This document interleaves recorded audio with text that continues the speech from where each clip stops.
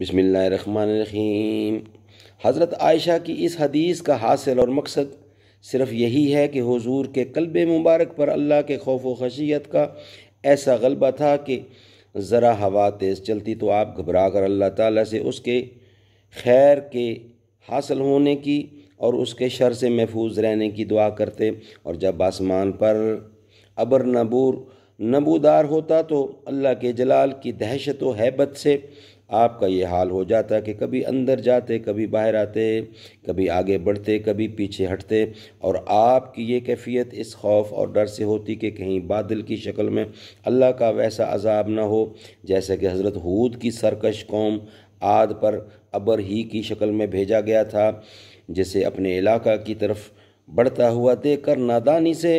وہ خوش ہوئے تھے، اور انہوں نے اس کو ابر رحمت سمجھا تھا، حالانکہ وہ عذاب کی آندھی تھی۔ صدق اللہ العلی العظیم۔ اللہ تعالیٰ پڑھنے کی، سمجھنے کی اور عمل کرنے کی توفیق عطا فرمائے۔